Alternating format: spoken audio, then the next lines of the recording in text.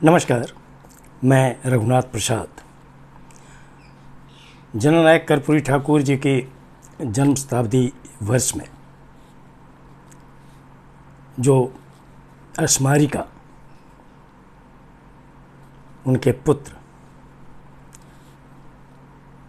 सांसद और मंत्री श्री रामनाथ ठाकुर जी ने निकलवाई,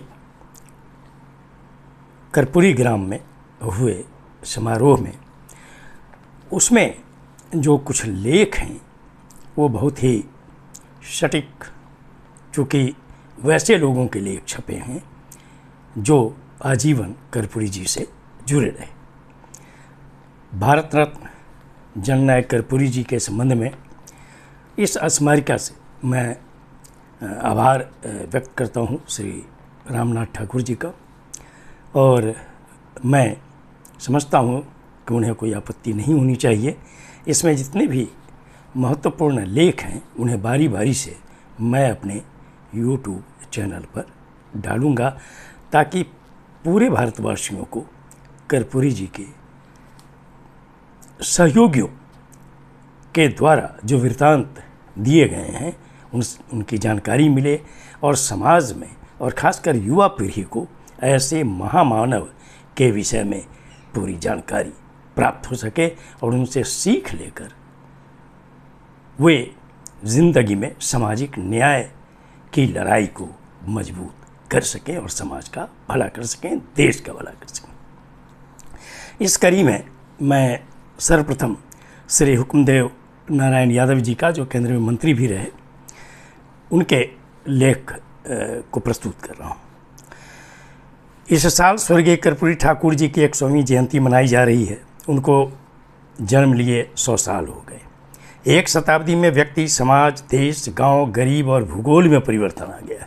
विशेष काम करने के लिए विशेष व्यक्ति का जन्म होता है। वैसे व्यक्ति 100-200 साल में धरती पर आते हैं।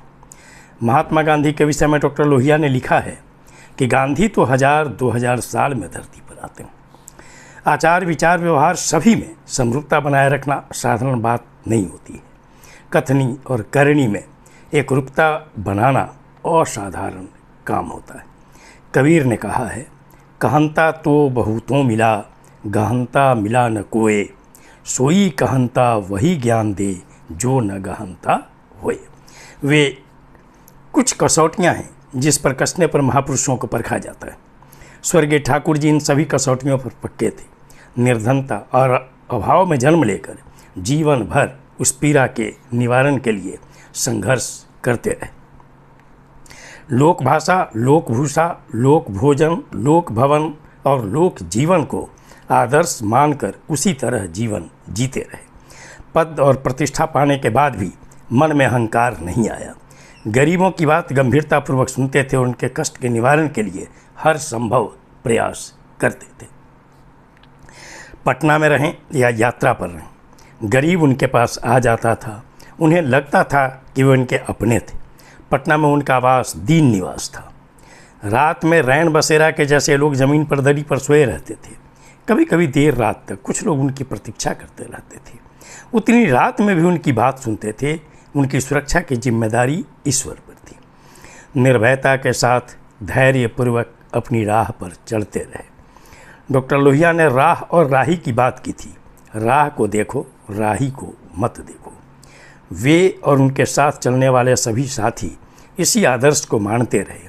पल पल और क्षण क्षण हर समय वे समाज के लिए सोचते रहते थे।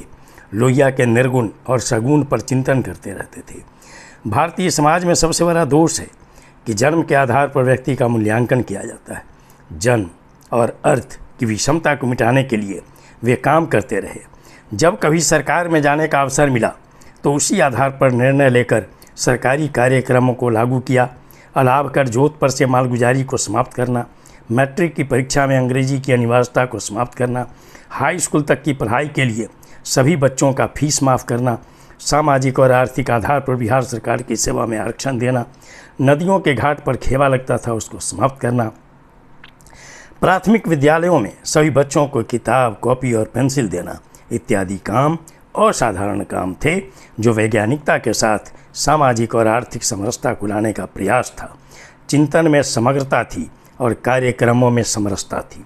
संख्या बल के हिसाब से अति पिछड़ा वर्ग में सबसे कम संख्या वाली जाति में जन्म लिए थे। उन्होंने बचपन में निर्धनता को और सामाजिक प्रताड़ना को देखा था तथा सहा था। इसलिए वे ऐसा समाज बनाना चाहते थे जो समता मूलक हो। डॉक्टर लोहिया के सप्त क्रांति को वे मूर्त रूप देना चाहते थे। उसके लिए जीवन भर वे प्रयत्नशील रहे, उपेक्षा और अपमान सहते रहे, धैर्य और साहस से चलते रहे। उनके साथ काम करने वालों और संघर्ष करने वालों पर गर्व होता था और आज भी गर्व होता है।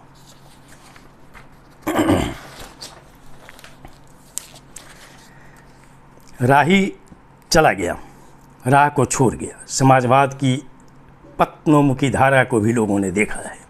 आज भी अति पिछड़ा में कम संख्या वाली जाति में जन्म लेने वाला आदर्श के पथ पर चलकर समाज और राष्ट्र के साथ साथ विश्व को भी नई दिशा देने का प्रयास करता है। तो उनको भी वही सब सहना पड़ता है जो सब ठाकुर जी को सहना पड़ा था। लेकिन इतिहास साक्षी है कि वैसे ही लोग देश और दुनिया को नई दिशा देने में सफल हो सकें। खासकर ऊंची जाति के वे नेता, कार्यकर्ता और साथी वंदनीय हैं जिन्होंने सामाजिक समरसता के संघर्ष में ठाकुर जी का साथ दिया और उनको अपना नेता माना।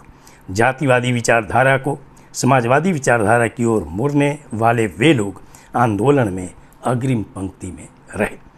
आज युवा वर्ग अध्ययन करे, चिंतन करे, शोध करे और विश्लेषण करे तथा नया समाज, नया मन बनाने की दिशा में काम करे, आगे बढ़े, प्राचीनता में नवीनता खोजे, डॉक्टर लोहिया के साहित्य को पढ़े, उस पर सोचे और नई दृष्टि के साथ नई दिशा की ओर प्रस्थान करे।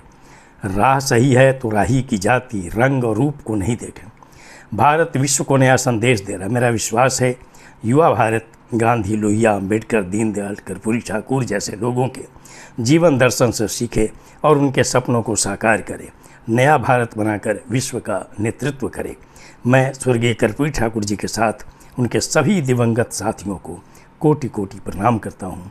मेरे जैसा आदमी आज जहाँ तक पहुँच पाया है उसमें उन सभी का योगदान रहा है। जननायक झोपड़ी के लाल दीनबंधु और लोकदेव ठाकुर को सत सत नमन करता हूँ। ये वीडियो आपको अच्छा लगा हो तो निश्चित तौर पर लाइक करें, शेयर करें। अब तक मेरे चैनल को अपने सब्सक्राइब नहीं किया है तो सब्सक्राइब करें, बेल आइकन को टच करें ताकि मेरे हर आने वाले वीडियो का नोटिफिकेशन आपको तुरंत मिल जाए। आप सभी लोगों के लिए शुभकामनाएं। धन्यवाद। जय।